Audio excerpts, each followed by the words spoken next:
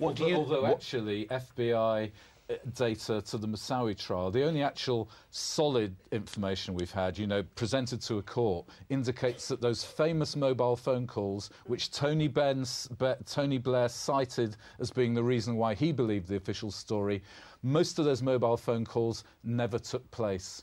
So that raises the question. I've heard recordings of some of them. That raises the question of who did originate those mobile phone calls. Well, what we now know, and what the 9/11 Commission covered up, what we now know, and what the 9/11 Commission covered up, is that the Pentagon was running. Now, can you believe this? If you believe, Nick, if you believe the official media, this is just another amazing coincidence. The Pentagon were running that very morning, almost to the hour, probably exactly to the hour, an anti-hijack exercise. Now, isn't that just what you would want to do if you were actually manipulating a nasty event and you wanted to create a smoke screen? What do you think happened to United 93? Annie Machin, what do you think happened to United 93? And just to finish the story about the mobile phone calls, that could easily have been the origin of the mobile phone calls. They could have been from a Pentagon operations room. But the next of kin recognised the voices I'm of their not dead sure relatives. about that, Nick. I haven't seen that. Because, well, have you seen any relatives question whether those calls were real? I haven't. I've seen them give detailed evidence about the calls which cannot be true, such as the timing of so them. the next of kin are lying now? You can't make... No, I didn't say they're lying, Nick. You're being overly suspicious. I said they gave wrong information. That's the journalist in him again. They're mistaken, you mean? What happened with United 93? Well, we just don't know, do we? What do you think might have happened? We do not know. I mean, there is confusion, as Nick says. Was there an order to shoot it down or was there not? I mean, in purely military terms, that would have made sense. But I just want to pull it back a bit. I absolutely agree with what Wendy was saying about how they've ramped up the fear factor, changed the psychology and imposed all these draconian measures on us because of 9/11. And this is one of the key reasons why so many of us do want a new inquiry, because of the implications, what's happened in its name since. And all these precautions on planes are just not working. I mean, why? You know, the idea you can't take more than 100 millilitres of fluid onto the plane because of the liquid bombs. Annie, you say they're not working, but thank goodness there haven't been any more terrorist attacks on aircraft. There is no way. I mean, the bomb disposal experts have said that they could not... Do you remember all the headlines about liquid bombs on planes? Those bombs could not be made in the way that the media would have us believe in the time frame. No, but they are working, aren't they? Planes have not been... I believe it was the Register, which is a media outlet, which published the information about that particular bomb not working. Yeah.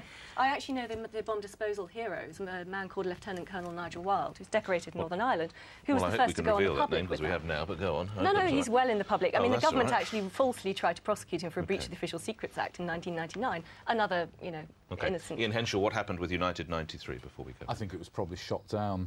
I don't know. I think I just would like to have it properly investigated. I'd like to ask the air traffic controllers, who incidentally they thought it was part of the exercise. See, one of the questions which you now have had answered is why didn't they respond to these hijacked planes? It's because they thought it was part of the anti-hijack exercise. But maybe it was part of the anti-hijack exercise.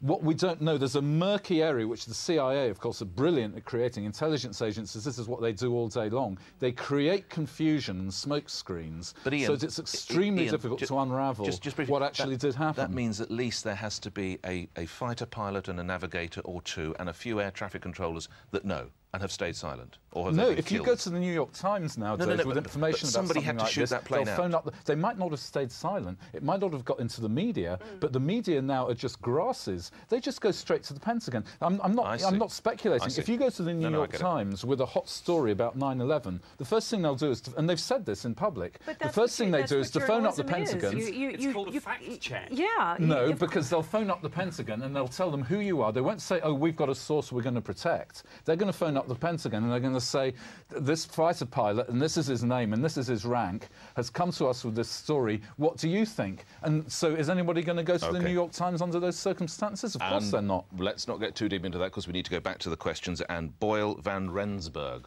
Boyle. Panel, yes. Yes, sir. With that in mind, what would the repercussions be if on American internal and external relations should the so-called theories become undisputed fact?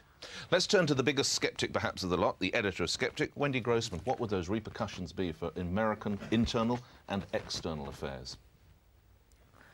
If it was a cover-up of some sort or a conspiracy theory? Do you mean if it was proved it was a cover-up? Well, it seems to me the only really clear cover-up whose aftermath we can call on as an example is Watergate. And in Watergate, you know, the top guy was punished. But the top guy's going in November anyway, isn't he? So that wouldn't work. The top guy How do you reckon the world would respond if it was actually categorically copper-bottomed 1,001% that, in fact, they were not actually giving us the whole deck? It is not made of whole cloth. There was something there. What has been the reaction in the UK to Blair's didn't he eventually admit that the weapons of mass destruction was not true? I don't think he ever has actually admitted. You could argue what it did for his administration. Animation or Ian Henshaw might want to come in on that. It's not helped them along. Well, the interesting thing about that, of course, is the uranium forgery, which MI6 authenticated and which the UN discovered to be a fraud within about 3 hours of seeing it. And MI6's way of wriggling out of that is they still won't admit it was a forgery. It's their only way, because otherwise they'd have to, you know, they'd be on a fast road. I think the points about this war and the point about how they might have colluded in murdering Americans to start the war, I'd say colluded as a possibility, is that it's already illegal to start a war of aggression under international law. And actually, Bush and Cheney, they could be put in the electric chair. I dare say. I'm not a great lawyer, but you know, if that's how serious it is, and that's how angry they're going to be, and that's how unpleasant they're going to be to anybody in the media who starts raising these issues. I think the more immediate thing would be to get the Democrats elected in November. Well, no, because the Democrats have colluded. They're up to their eyeballs, just like they are in the Iraq War. Yeah, but nonetheless, they're the other party. I think what people sometimes forget in all of this, though, is that Al-Qaeda had declared a fatwa against the United States, and they'd said, we're not going to differentiate between military and civilian targets.